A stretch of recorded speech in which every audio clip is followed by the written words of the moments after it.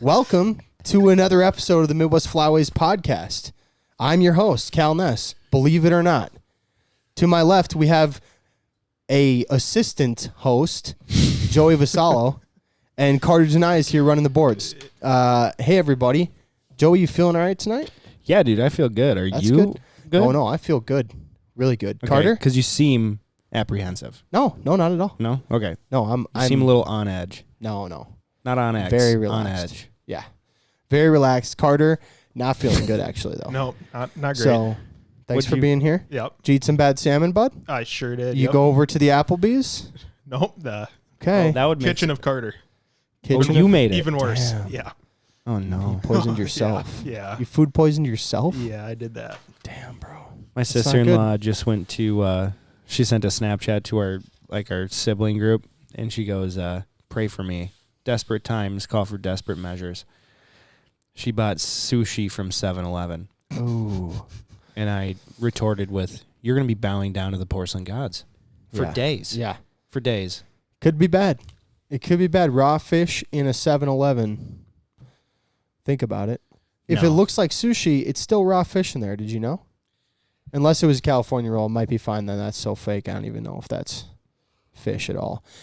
This week on the podcast, guys, by the way, you can watch the full episodes of these podcasts now on our other channel that we just started, Midwest Flyways Podcast. If you just search Midwest Flyways Podcast, we have a new channel. The full episodes of the podcast will go up every week on that channel, and that'll allow us to keep the other channel more for the educational content, the cinematic films, some of that type of stuff. So go ahead and check that out. Don't forget to leave us a review. When we get to 1,000 reviews, we're going to do a huge giveaway With our Just sponsors. Give away a ton of stuff from our sponsors and from us. So go ahead and leave us a review. We'd really appreciate it. And Instagram message us with any topics you have for 10-Minute Tuesdays or educational videos, something you want to learn You about. just want us to talk about on the podcast, you know. Whatever it is on the podcast, in the educational videos. We got a ton more content coming out for you guys now. Carter is killing it. We got a good groove going. So appreciate you guys listening in, following along. Carter, let's get some intro music going.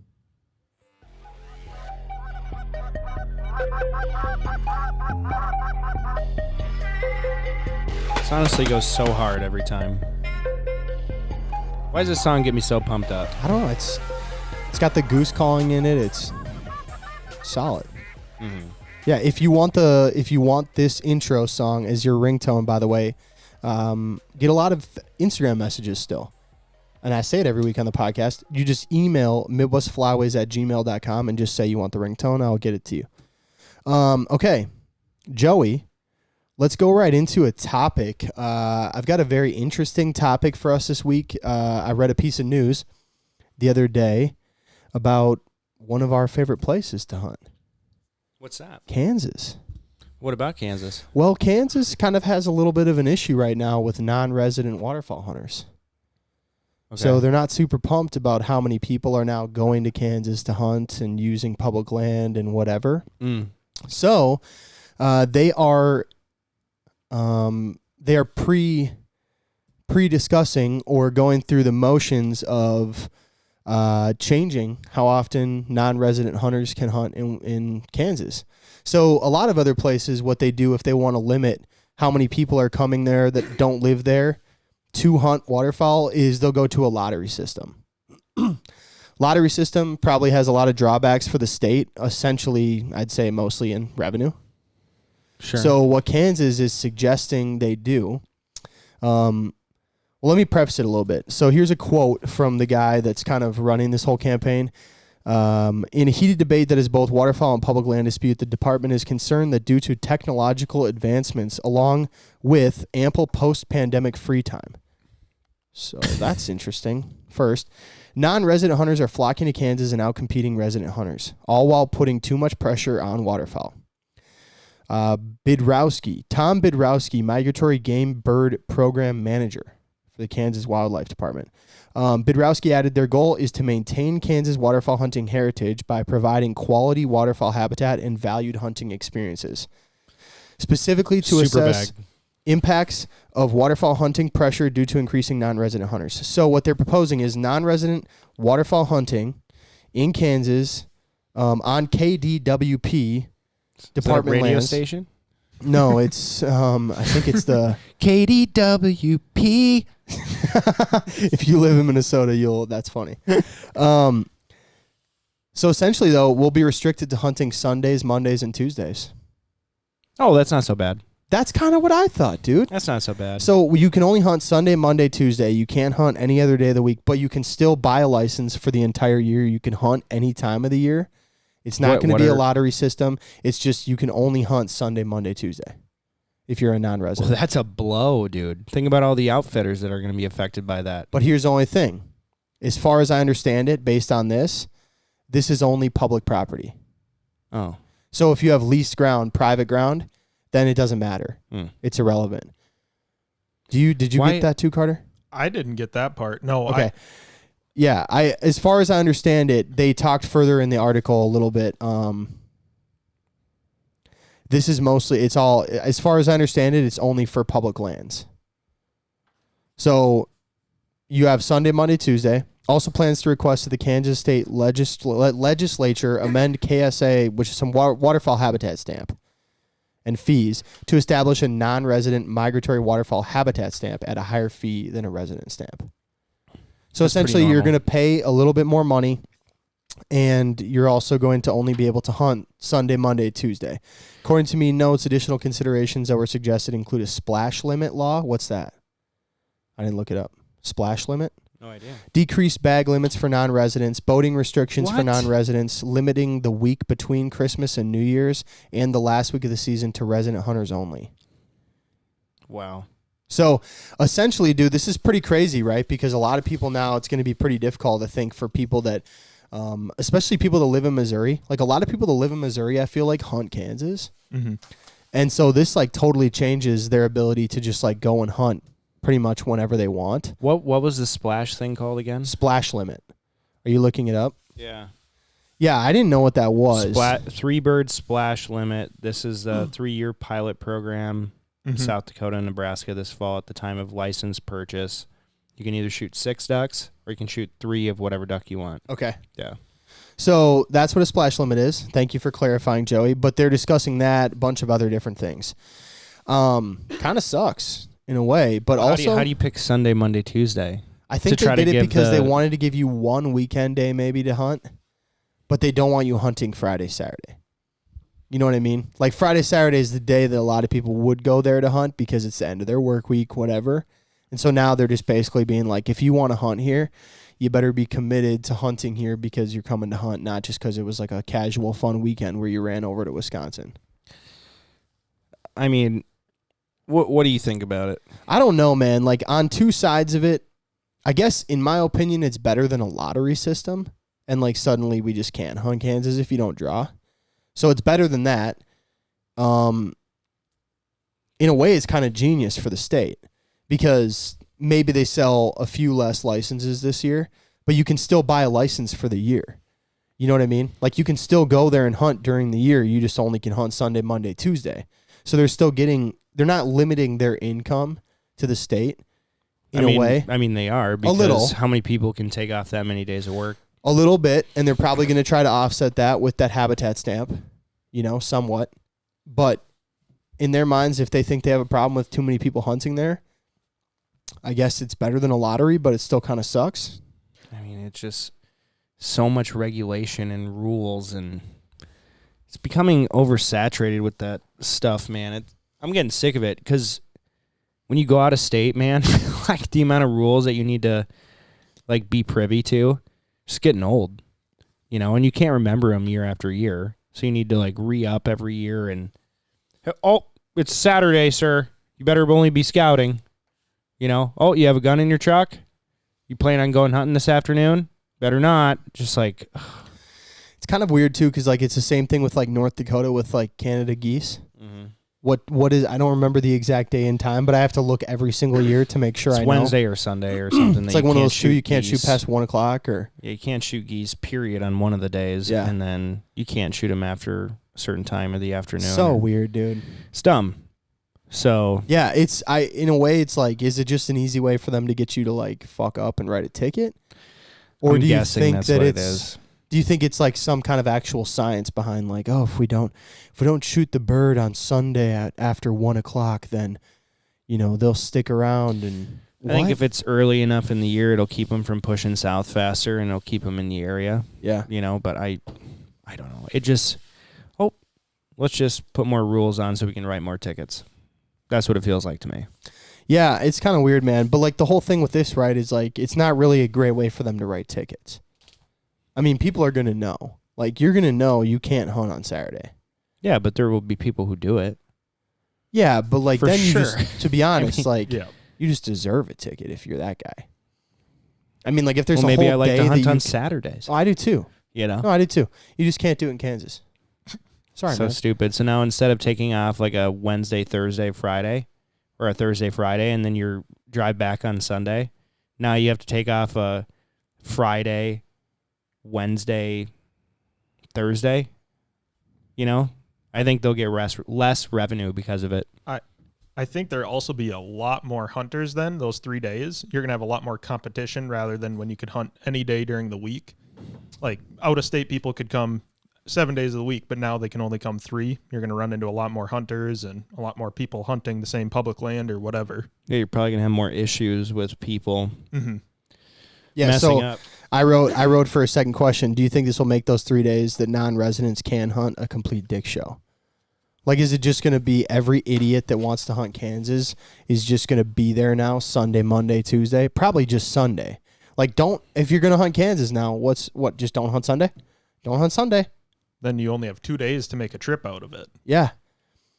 Yeah, you have a Monday, Tuesday. So it's, I mean, again, like I said, I don't believe that this pertains to private land. Okay. Because how could they limit that? If they're going to sell you a license, right, for the full season, the only thing they really have control over is the public land. I mean, they can't tell you if you bought a license for the year that you can't hunt on someone's private property. Pretty sure they can tell you whatever they Yeah, want. I think they can. Yeah. Pretty sure they can tell you Well, I'm whatever just saying they want. they'd have to sell you a license then that would be specific to that. It wouldn't just be like a broad term. And I guess that's what depends on. Are they selling you just like a regular license, but you just can't enter public lands as a non-resident on those days? Or are they selling you a specific license now that says you cannot hunt in the state of Kansas other than Sunday, Monday, Tuesday? I don't know. That was way I understood it. It sounded more to me like this was just based on the Kansas public lands.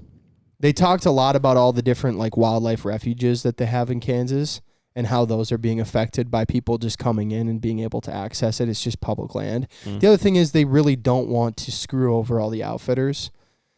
I mean, this whole reason, Well, I mean, the whole you don't thing. know that, but Well, they talked a lot in this that a lot of this has come from complaints from residents of Kansas having issues with so many guys just driving in and like walking into, some public land refuge and hunting. And I mean, so that's I think, what it's for.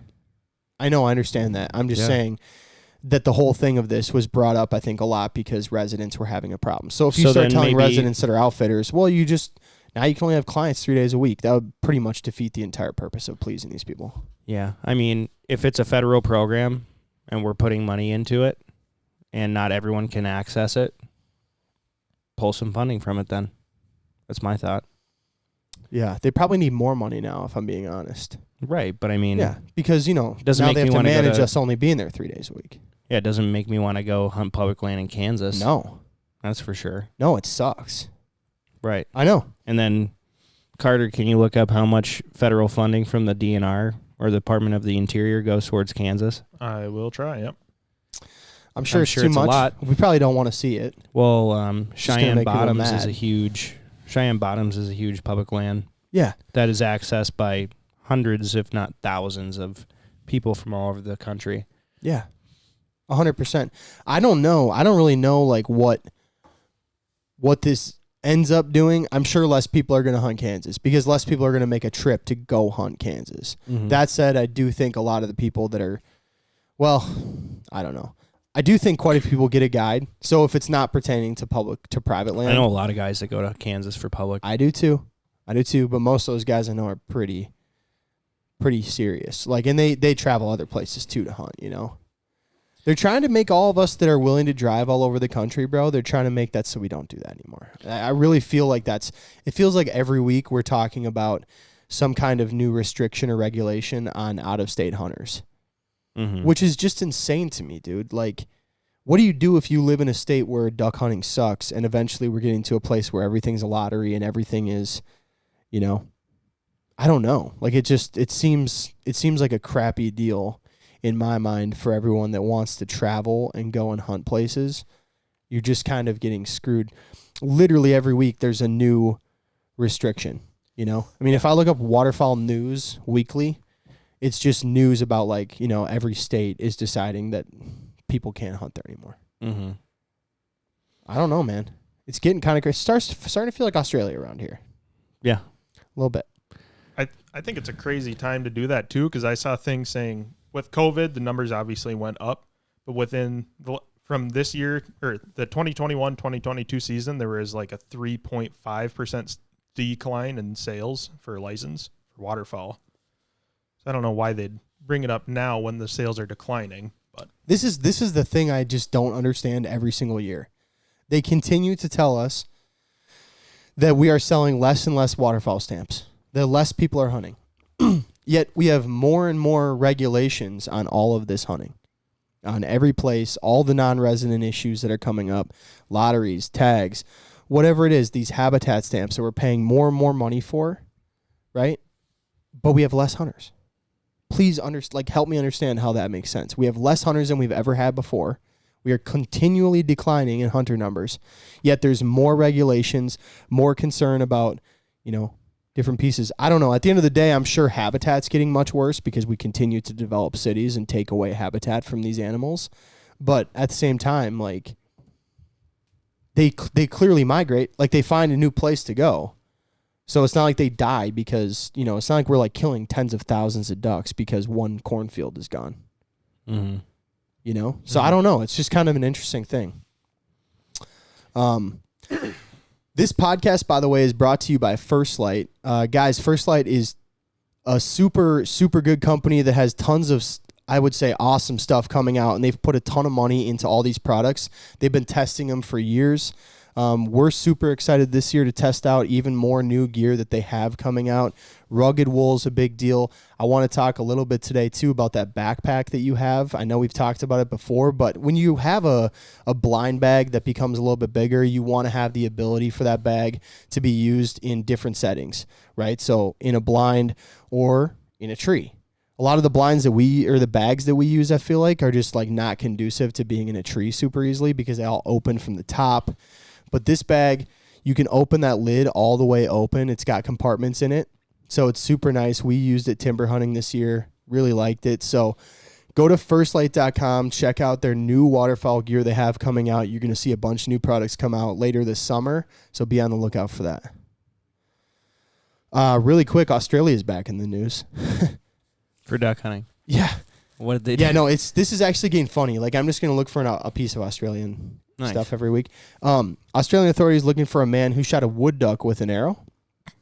You can't hunt ducks except for one part of Australia right now, and I know we talked about that being an issue recently. Found out, by the way, though, penalty for shooting a duck in Australia is a fine starting at $9,000, going up to $44,000 for shooting a duck, and up to 2 years in jail on top of it. So if you shoot a duck in Australia, if they find out who shot this wood duck with an arrow, which, by the way, hard to do. Huge revenue stream. But yeah, that's where they made up all the money they lost in hunting license sales. Yeah. If you shoot a duck, you pay $44,000 for that duck. So, pretty crazy, but welcome back, Australia. Good work. Back in the news for duck hunting again. how do they decide how much a duck is worth? Is like a coot 9,000? They probably look at 30,000? They probably look at the profit loss statement for the month. You know, since I mean the government doesn't have one, but they do, and they probably look at that and they're like, you know, $30,000 to be better this month than 9, and then they tell them it's 30. Sure. It's like down in Texas, the state takes half of all child support payments. Yeah. Really? Yep. How crazy is Wow. that? So now when people go and get a divorce and they say like, oh, you have to pay child support, they're way more incentivized to charge more because then they make more. So it's just kind of like that. That's instantly crazy. what it reminded me of. It's like, wow. That blows my mind. Yeah. Half. Not good. Half. Half. So like people are getting all of these like $1,700 a month child support payments. It's like, holy shit, dude. Bro, it's worse than that. I feel like a lot of guys are paying more than $1,700. I'm just saying, like, that's insane, though. that's a mortgage, buddy. Yeah. Depending on where you live, I mean, that's 2 mortgages. Right. Well, thank you for telling everyone what your mortgage is, but No, I'm saying, have you ever seen the price of houses in Arkansas? Humble brag. yeah, No. they're cheap. Yeah, they're cheap. They're very cheap. Yeah, I mean, there's We a lot get of it. You gotta- places in Arkansas you can buy a $60,000 house. Yeah, you got a really good interest rate, and I'm That ain't a pumped for you. $1,700 mortgage. No, fuck. I'm just saying, man. A lot of places in the country where people are listening to this, that's a couple mortgage payments, brother. Mhm. Or 1 truck payment. Totally depends if Mhm. you're in Louisiana or where you are. Mobile. You know, what kind of truck you got? Mobile, Alabama. Yeah, seen a lot of $20,000 trailers and $120,000. Dude, speaking of Mobile, like I just watched a video of these guys talking about the most dangerous cities in America, yeah, like with the most gun violence and most murders and all that. And Mobile was like top 3. It wasn't Chicago. It wasn't LA. What? It wasn't even Chicago, dude. It was Mobile, Alabama. That's most crazy. murders. Like most murders. what? No, St. Louis is number 1. St. Louis is number 1. I'm pretty Yeah. sure Mobile is like top 3. The Lou. Can't spell hustle without the STL, baby. I don't get that. Yeah, you do. Think about it, St. Louis, STL. No, I understand the Okay. abbreviation, but I don't Mhm. understand where the hustle comes in. Can't spell hustle without the STL. Okay. Yeah, I'm a not lot going to of get hustlers in St. Louis. it. Okay. Just saying. Okay. So anyway, That's what I was told. so that was a pretty good topic. The topic that I wanted to talk about was how to hunt metropolitan areas and like how to get permission and how to scout public stuff. So it can be a little challenging because you have to check what city limits are because you can very easily get in trouble, especially if you're in Minnesota in the western suburbs or the northern suburbs. Like there's a lot of birds there. However, you have to be very careful where you can and cannot hunt. I have so much phlegm. What? Mm-hmm. Sick? No, I've been sneezing for like a week straight. It's my allergies. But no, when I first started getting back into duck hunting, obviously I was hunting around the metro a lot. I wouldn't travel a whole lot. So I would scout before work or after work, and I would just pick a lake on a map where I thought that I could hunt and go scout it. So I'd get there at sunrise and watch where the ducks are flying. And if I'm hunting water. So then if I'm hunting fields, it was a lot harder because a lot of times geese don't get up to feed at certain times of year until later in the day. Right. So you have to do it in the afternoon. But I'd say the best way to hunt metropolitan areas, especially in Minnesota, is to go out and scout lakes in the morning. You can either see them leaving or coming and going, Yeah. Or I just repeated did. myself, It's but coming, fine. you can see them coming or going. Yep. And in the metro here, we have a lot of birds that have a transition spot, and that's actually my favorite way to hunt birds. Is they get up, they go sit at the water where all the other birds are, and then they all peace out from there. So you can continue to hunt that day after day after day, and you don't spook them off. But I think that was like my best way for hunting in metro areas, doing a lot of scouting, getting a lot of permission, and then going out and executing it right. But that's the hardest part. Yeah, I mean, I would say, like you said, your best bet is just to start picking lakes. And you can see, too, like you can utilize the DNR map. Yeah. Okay? And you can go on whatever at least in Minnesota you can. You can go on and you can see there's like WMAs or WPAs. You can see if it's a huntable area. And then the biggest thing, right, is like Joey said, just understanding all the rules and laws. So look it up and understand it. In Minnesota, you have to be 500 feet from every house. Onyx can help with that. Unless right? you have written permission. Right, unless you have written permission. And then different townships and different cities have different regulations and rules about Ordinances hunting, about shooting at what times. all that different stuff. Yeah, public noise complaints. I I mean, you want to be aware of all the different things that you're dealing with. So go to the DNR website, find a few spots, pick some lakes that you know you can hunt. It should be very clear on your map as you're looking through the DNR's map of like what you can and can't actually just go and see if you want to hunt it. And then like Joey said, just pick a few lakes, man. Pick a few spots that you know might be kind of in the same area so that if you go to a spot and you just don't see anything for a few, 30 minutes, you sit there and you watch and you just see very little.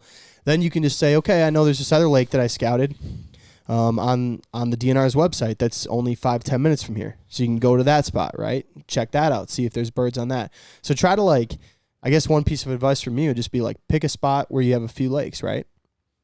Or a few different places that you can hunt. That way you're not driving 30 minutes or whatever it is and then getting there and it's a lake that you never want to hunt. You know what I mean?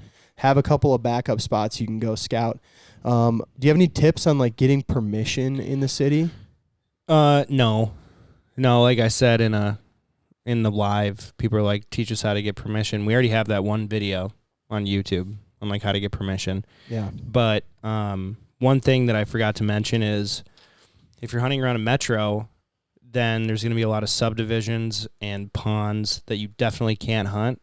So if you go and put those birds to bed and you go there in the morning before they leave, then you can follow them to where they're going and eating, transitioning, being social, anything like that. When you're out in the middle of nowhere, it's harder to find that spot. But if you're in the city, you're like, oh, okay, they're literally in my subdivision. There's 400 geese there. I'm going to watch where they go in the morning. Yeah. That's probably the easiest way. Yeah, 100%. I mean, especially too, if you know where the roost is, go to the roost, follow them, go find out where they are going in a certain area. I mean, you're almost better off finding the roost than you are finding the lake they're, feeding on. Mm-hmm. If you can figure out where the roost is, whether you're there in the morning or at night, you're going to figure out where they're going. Or where they're coming from. Or where they're coming from. Mm-hmm. Coming and going. Coming and going. Holy shit. Thank you, come again. Crazy. Let's go ahead and get into just the tip. But first, Joey, do you have a sponsor for us? Yeah, I do, Cal. Awesome. I do have a sponsor for us. Tell us about it. This sponsor is Migra Ammunitions. And guys, let me tell you, this ammo is the shit. I love shooting it. I can't tell you how hard it hits birds, especially the 20 gauge 2-4 stack. This stack is different than everyone else's stack. This is the first stack. The original stack. It's the original stack. Right. The patented stack. And let me tell you, it works. So go check out migraammunitions.com. Ditch the duds. Shoot a real stack. Had to say it. Had to. It's part of it now, so we're going to say it till they put it on a poster. You think so? I think so. I love it, though. Do you have just a tip? You want me to get into mine? You do it. Okay. Okay, this week for just the tip, guys, I wanted to talk about storing decoys. All right, so I wrote down 3 different ways that I think are hacks or tips that I've seen from different people that I think are super helpful ways for storing your decoys. First one. Thank you. I see a lot of people, especially with Texas rig decoys, that it's just a string of decoys. Nothing wrong with that at all. One thing that Joey and I did in the beginning, we actually have a video about it on YouTube, but it's super easy and it's super helpful. I still like to pack that way. If it was me packing for every trip, I'd probably be anal and put them in these bags. But buy a Canada Goose bag, right? So you can get a bag for 6 Canada Geese, full bodies. And usually some of those bags have zippers on them, right? So those are the super nice bags. I think we paid $60 or $80 or something for a few of those bags from Cabela's back in the day. Anyway, full body bag, cut the dividers out. Okay, so you take the bag, open it up, cut out, there's 6 slots, just cut that shit out. You don't need it, right? And then take your Texas rig decoys. I have put 36 of them in one of these bags before, right? It depends on what size of decoys you're using. For you crazy people out there using those the Magnums, probably a little less than 36 going in that bag. I use Magnums. Yeah. I don't believe you. I use Magnums. Anyway, that said, you can fit a shitload of decoys in this, right? And if you're going on a trip, look at dude, Carter I know, right now. I'm looking at it. He's cheesing so hard. If you're bringing more than 72 decoys to hunt with 2 or 3 guys, right? You might want to think, do you need 72 decoys to hunt ducks? Yeah. On water? Mm-hmm. You don't. Carter and I did. you tried. We lost them all. Lost all of them. Lost them all. That said, that's going to come up later. Actually, I'm pumped about that. But this bag, for real, guys, cut the things out, put them in, and then I just take all of my ends out on carabiners and just hook them to the zipper or to something on the outside of the bag and just close the bag till that hits those lines. Open the bag up, dude, and you're throwing decoys. It's beautiful. I love it. Who taught you that? Well, we kind of came up with it together, didn't we? Did we? Yep. Actually, I started doing it first without cutting out the things inside, and then you cut them out, and we started fitting way more decoys in it. But that said. Anyway, number 2. No love. I love you. It's all right. No, you enhanced it. You enhanced the idea. I made it so you Good could hold more than 12. Yes. No, I had way more than 12 in there. Like 24, though. But with Joey's method, 44 is my limit. you've never gotten 44 in it. 100%. You got 44 duck decoys in a Canada Goose floater bag? Canada Goose full body bag? And all different brands and everything. That's incredible. The only difference is instead of putting them on carabiners, you let them all loose, and then all the Texas rigs hang out, and then you can put them in any which way. I usually just chuck them and then shake them, chuck them, shake them. Yeah, that method is good for you. 44, dude. And you can That's just pull them crazy. out one by one. Yeah. They don't get tangled. It's crazy. But that's because we use mushroom weights. Yes. That's the only reason. Yeah. You know? Definitely. That said, though, it really does work. So try that. Number 2. You're welcome. If a lot of guys go buy an enclosed trailer, okay, for full body decoys. Yeah. Dude, you don't need a full body. You don't need an enclosed trailer. It's nice to have, okay? But if you're just looking to transport decoys and you want to do it on the cheap, buy a little 5x8 trailer, trailer, So you do need a trailer. but a way cheaper trailer. Okay. Okay, I've been on Facebook. You can definitely find like little trailers, 5x8s or 6x10s or whatever, just regular trailers for a few $100, couple $100. A lot cheaper than buying a $5,000-$6,000 enclosed trailer. Shit, bro. Have you seen what those things are going for now? 12, Well, 15? Again, we're going budget here, so I'm talking about used. No, I know, but I mean, some of these enclosed trailers are like just super flat. It's insane. It's insane. Yeah, the stealth trailers blow my mind. Oh, needed all black rims. Yeah, no. You know? Yeah. You're with the insane. black stripe on the side, and then they've got the white truck with the black. Come on, dude. Here's my Hey, question. dude. Hey. I don't mean to interrupt you, but this You're needs to be interrupting. said. I know. Okay. I'm so sorry. Okay. This better be. Why y'all putting so much money into your trailers? The amount of times that I've seen Trevor Bennett blow an axle or in a tire Yeah. and the whole wheel well. If you ever blow a tire on a trailer, your wheel well or what's that little The fender. the fender? Yeah. The fender is always gone. Oh yeah. For Always sure, gone. For And sure. now you have like $3,000 worth of work to do to your trailer Yeah. after you just spent 15 Yes. grand. Absolutely. So that I am a very strong proponent.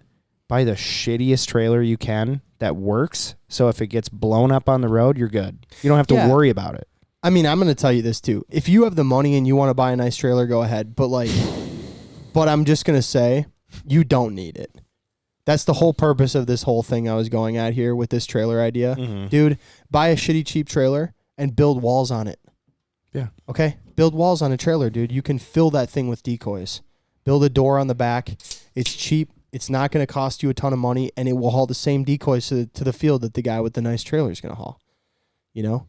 Dude, you're hunting. You're hunting birds, right? This isn't a fashion contest. Right. I get it, man. You got a bunch of money. You want to look good. Go ahead. I'm not knocking you. I'm just saying if you could use that money to not haul decoys to a field because you hunt Right. 10 times a year, don't.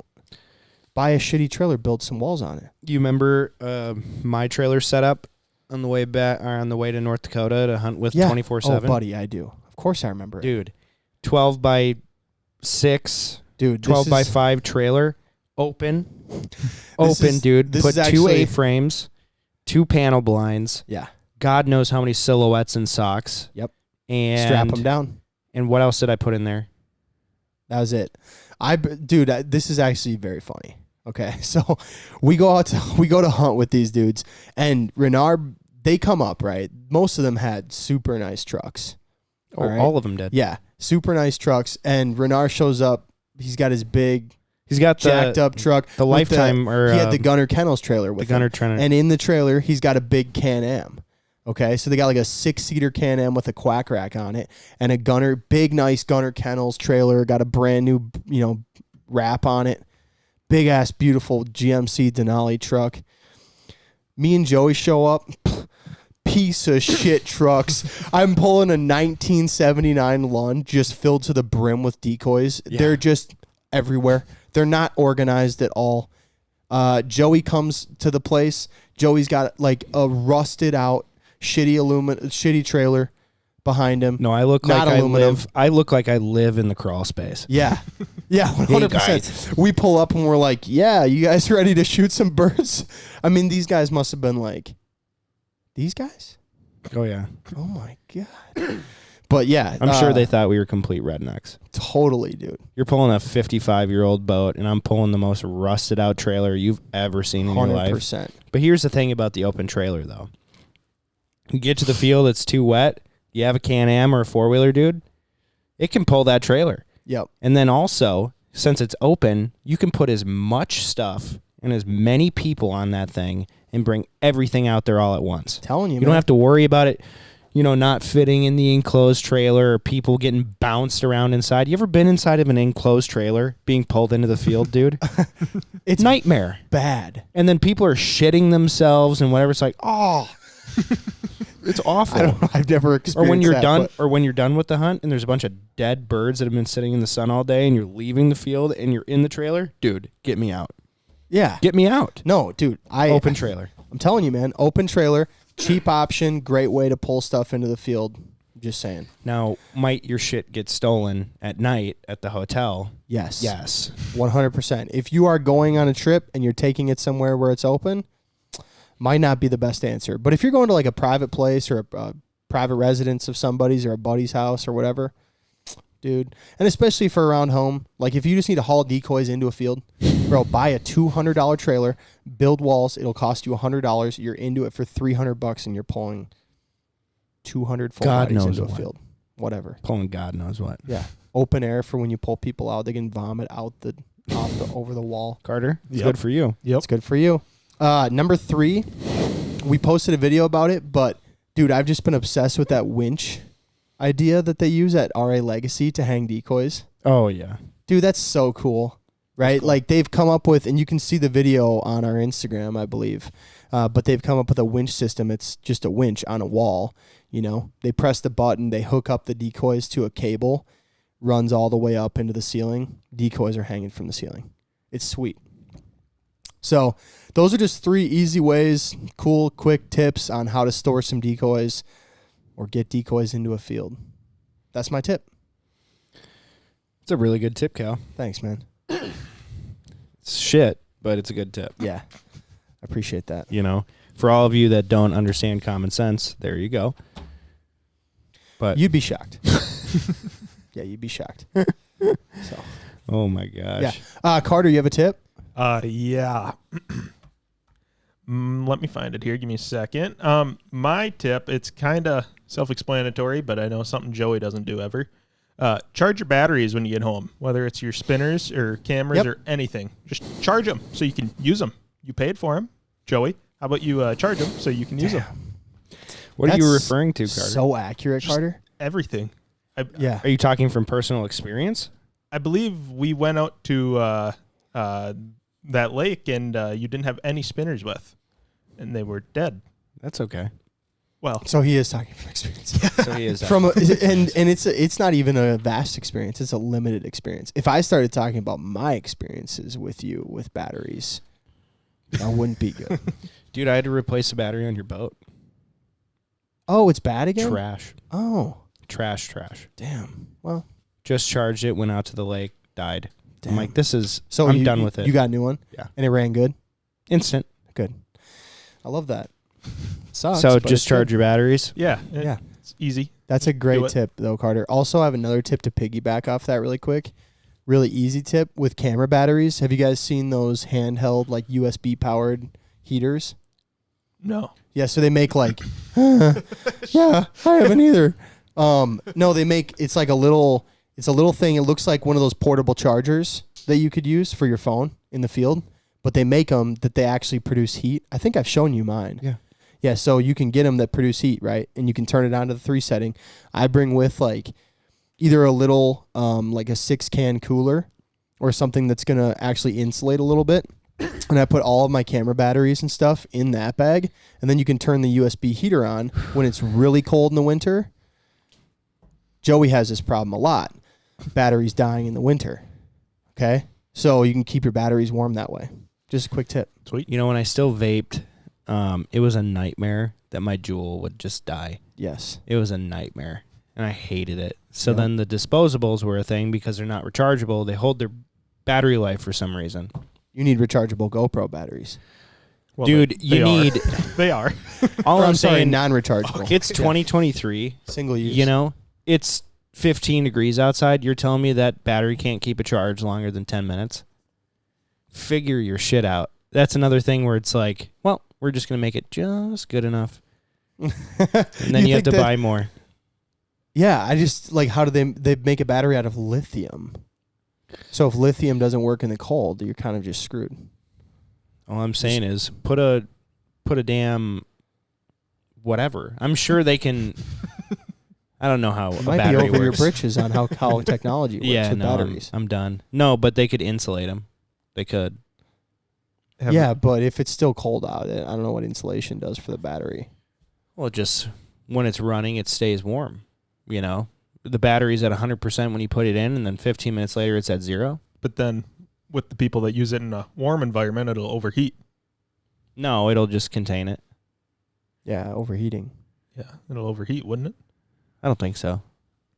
Oh. I don't know, but I don't think so. Interesting. I hate technology. Yeah, I just got to be honest. We've gone down a tangent of something Joey hopes for, but is not sure if it can be done. Make your shit better. How Just- about that? Yeah, Joey wants you to figure out a way to make a new battery that doesn't get affected by temperature Make it change. so that your product that I use while duck hunting can be used while duck hunting. Yeah. Without me having to take extra measures to make it work. Yeah. How about that? How about that? How about it? Plain and simple. Trust me. I wish there was a battery that was not affected by the weather. You're using this spinning wing decoy 15 years ago. When are you going to use it? Yeah. I'm going to use it in the water. Oh, okay. Yeah. Not waterproof. Right. That. What do you mean? Why isn't it waterproof? Oh, well, you're dumb. You just can't let it fall in the water. Okay. Sounds good. You know? Remember using Mojos 15 years ago? Good Lord. Yeah, no. The second moisture touched that battery. That's true. Yeah, dude. Done. No, I actually saw a post, or I can't remember where I saw it, but somebody I saw was putting shrink wrap around their Mojo batteries, like Ziploc bags and stuff, trying to keep it from getting wet. Right. But problem with that is, like you said, not insulated, so they overheat. And then if a Mojo battery's running for a while, I can't imagine the plastic's still in there. Well, here's my thing. Just You got liquid. a Lucky Duck battery. It's -30. That thing's running. That's not insulated. It's running just fine. It's about this big, and it runs all day. My camera battery. It's bullshit. Yeah. You figure it out. I'm pretty sure that aren't the Lucky Duck batteries affected by cold though? Like if it's cold, Not enough like out? that. Not like that, dude.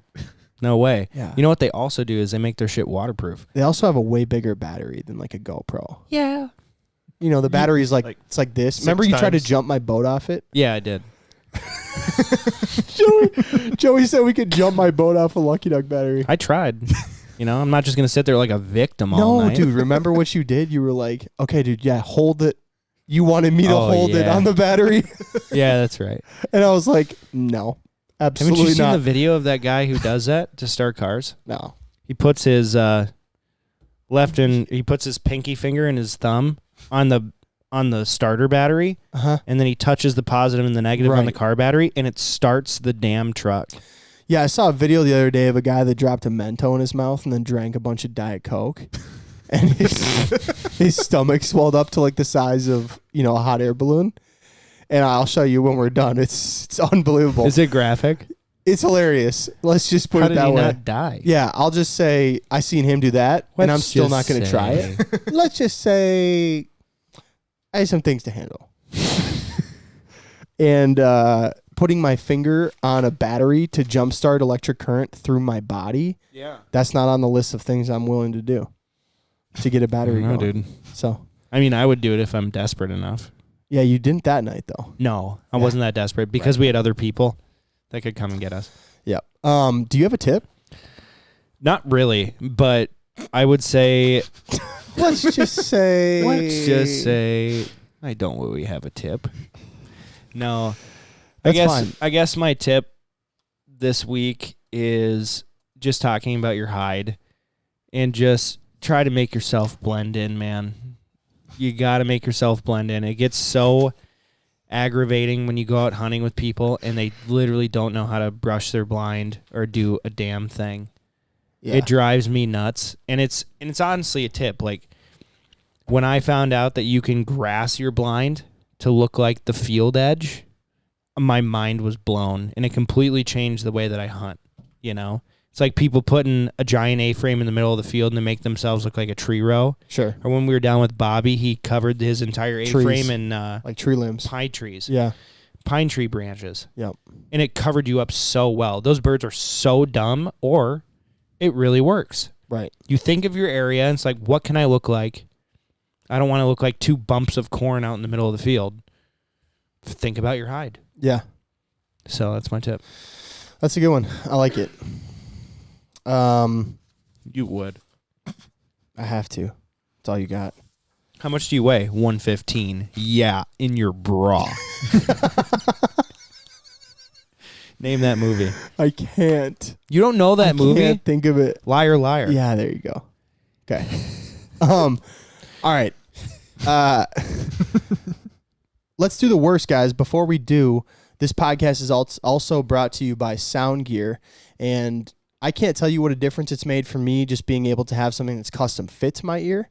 I do like the instant fits, and if you use our code MWF125, you can get $125 off a pair of instant fits, which makes them $275. But make the investment, man. Like, get yourself a pair of hearing protection that's custom fit for your ear so it's not uncomfortable. Bluetooth, rechargeable in the field. Go to soundgear.com. They're based in Minnesota, owned by a huge hearing aid company. They care about your hearing, so check it out. You won't be disappointed. Worst. Carter, do you have a worst you want to start us off with? I do. Give me one moment here. So my worst for this week would be hunting in the evening. I just hate it. It is the worst in Minnesota because it will be you hunt, you scout, you know where they are. You hunt in the evening and they don't fly till 5 minutes after dark, and then you get nothing. I just hate hunting in the evening. I've had some awesome hunts in the evening. Yeah, I have too. I love But hunting more in the than evening. not, evenings do suck. Yep. Yeah, I would say mornings are always better. Like, for the most part, if you have a choice, you probably want to hunt the morning. But I've had some awesome evening hunts. I will say I feel like an evening hunt, for some reason, is like more chill. So they can be more relaxed, right? Like an evening hunt, you've been up all day. It's not like you're getting up early in the morning for it. Probably have a little more energy. And I think a lot of the time, too, you probably just don't have crazy expectations, you know? Yep. Like, you're going into it and you're like, I don't know exactly if we're going to shoot anything or how it's going to play out. But you're okay with that. You've sort of made the decision that that's fine. That's why I hate evening hunts. Yeah, but it's also kind of fun, man. Like, it's not like there's a ton of pressure. You just get Carter. you get to get out, have a good time, hang out with your buddies. Maybe you don't shoot anything. But, it's over, dude. You're having dinner. Whatever. No, you On can to the keep next. that.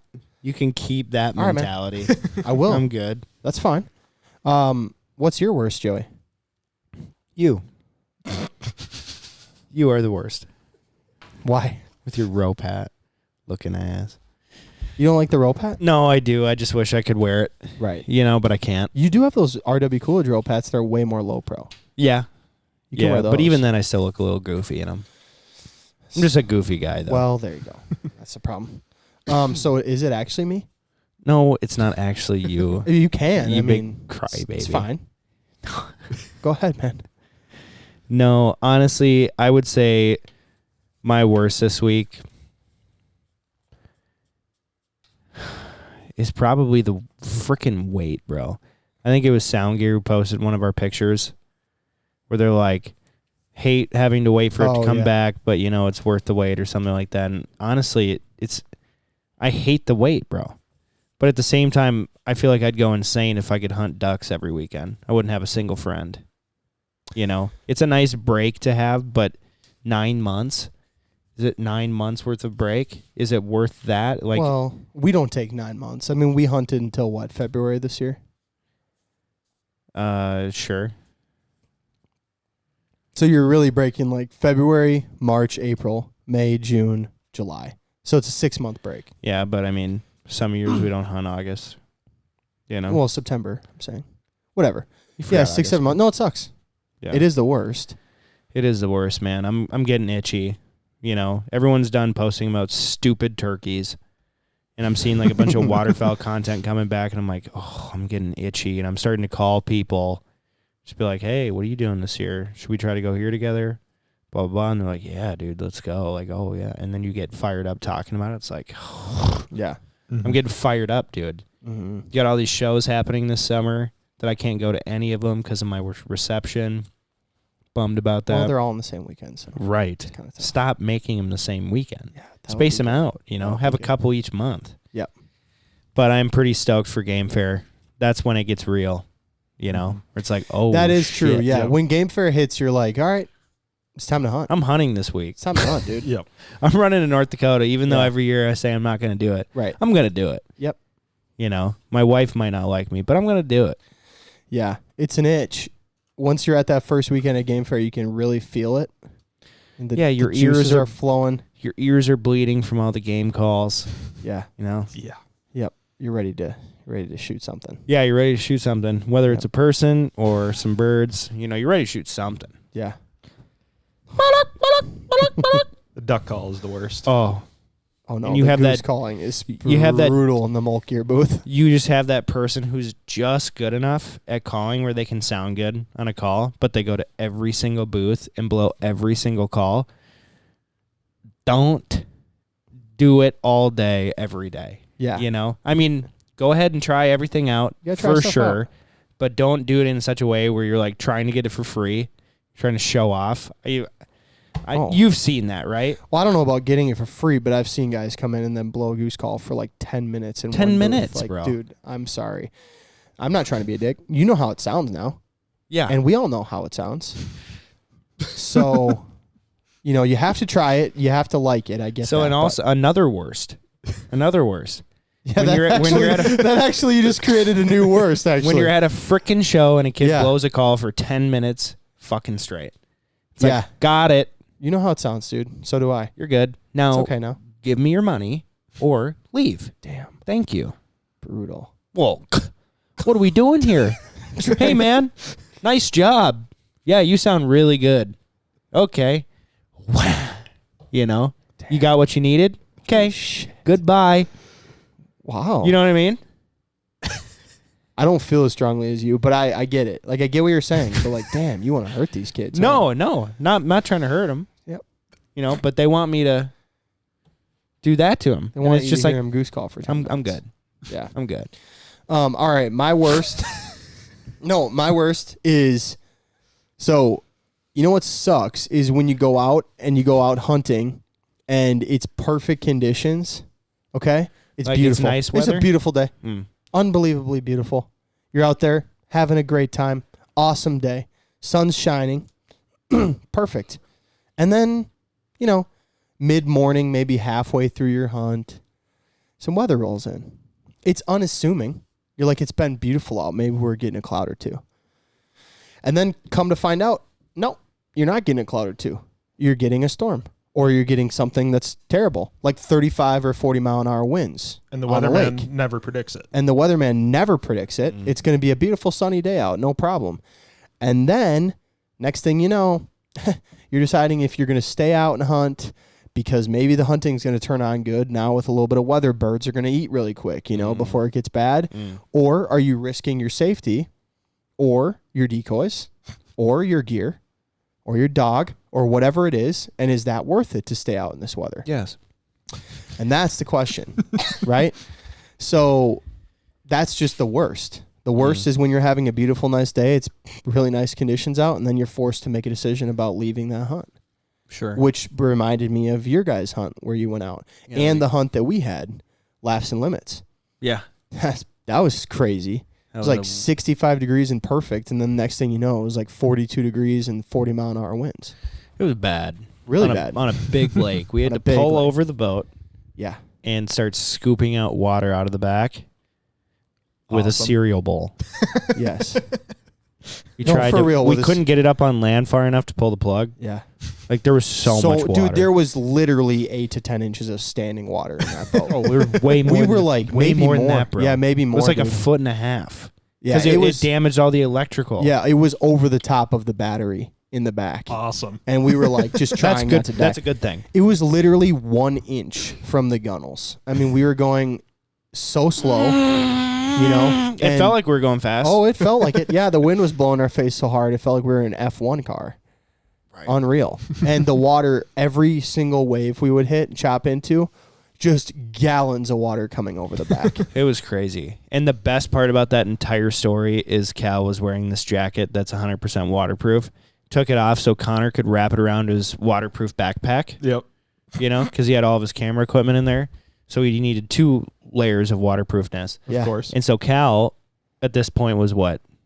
I was how big do you think you were? Probably 305.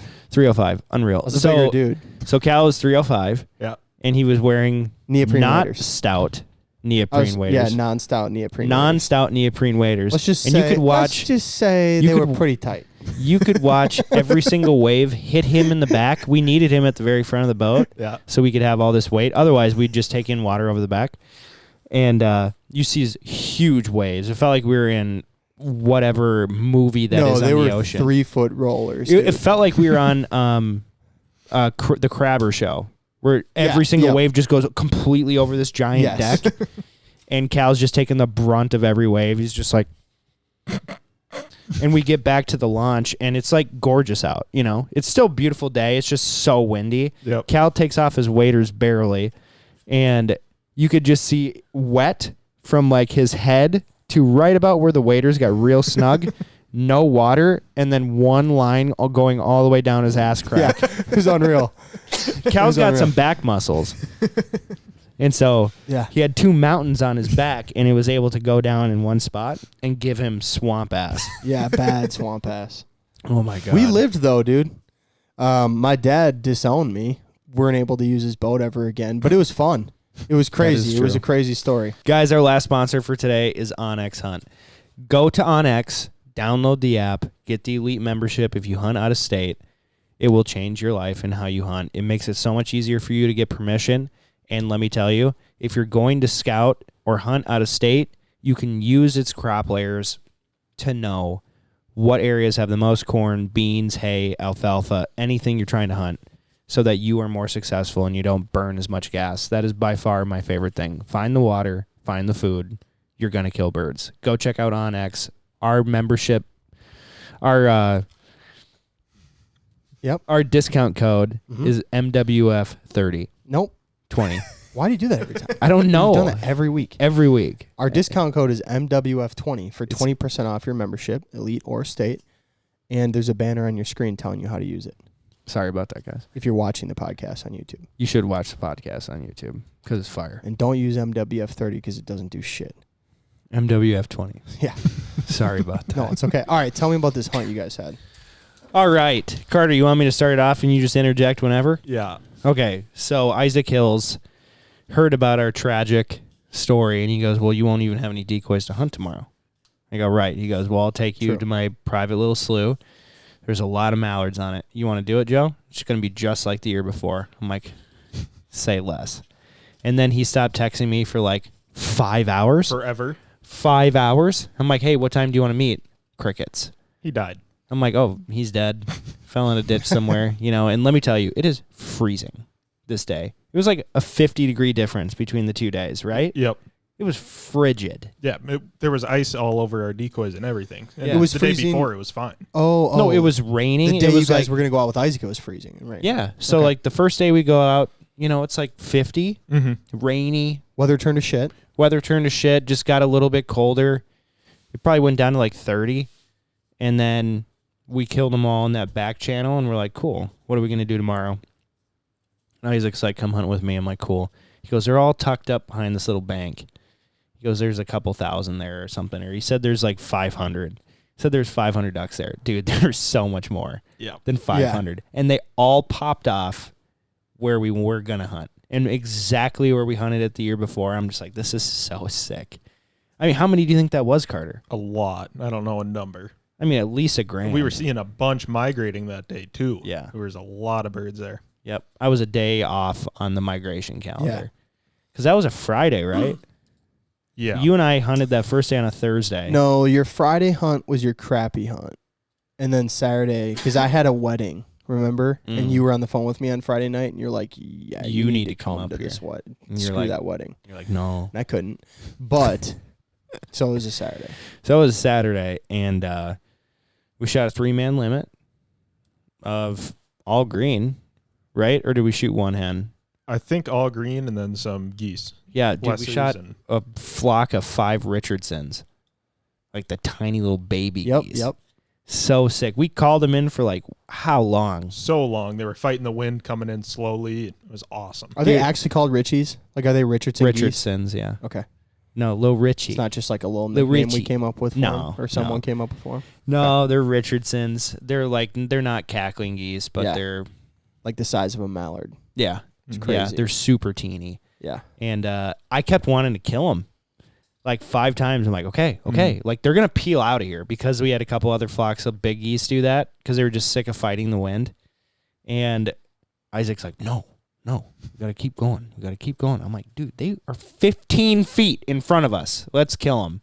And then finally we shot into them, knocked 5 out of them with 6 shots. You know, Carter was just filming at that point. It was just like, So sick. oh, it was so sick. That day it was also snowing and windy, like 30 mile per hour, 20 mile per hour. And we were completely sheltered from the wind. Yep. Yeah. And so we were the only spot on that entire slough that it didn't have wind, so birds were just...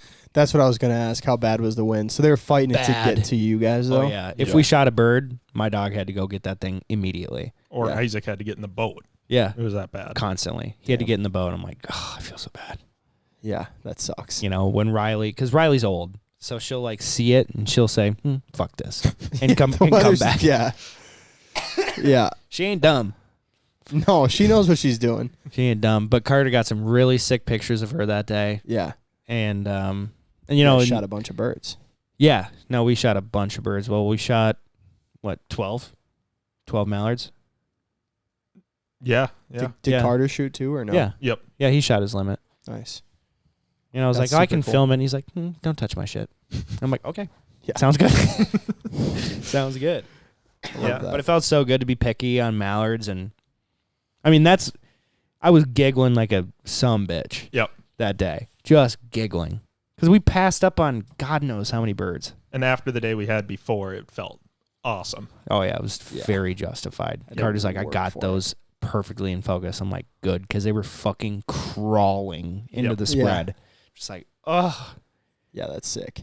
We posted a couple reels Yeah, from that day, yeah. I'm pretty sure. I've seen some pretty cool footage. But yeah, no, that's the second year of me doing that exact hunt, exact conditions. And it's just a banger Sweet. every time. Yeah. Just super cold. They're coming. migrating hard. I'm coming this year. This one shelter. No, you're not. But Yeah, I am. I melted my wader boot that day too. on a heater. yeah. Yeah. Did you guys use an A-frame? Yeah, it was On the so shoreline. it was so hard though, dude, to set that thing up because the brush was so thick and there's so many little trees. It's like, damn. And the last year we did it too, same thing. Just a pain in the ass. Yeah. But the year before, we put it right on the water's edge, so we didn't get a lot of birds in close enough. In order to do it, that was with bodkin. And so, because we were lazy then, it was way colder then. But this day, I'm like, we have to do it like this year, and it worked out great. They had Yeah. no idea we were there. Nope. None. It was epic. It sounds so sick. Dude, it was just like... And Isaac is like a less is more type of guy when it comes to calling, too. For sure. And so for 2 years in a row, to prove him wrong, like, hey, I'll handle this. Because he can't call super loud. And so it's just like, hey, stop. You're going to scare him out of here. And it's like, no, dude, every time I bark at him, they get closer and closer and closer.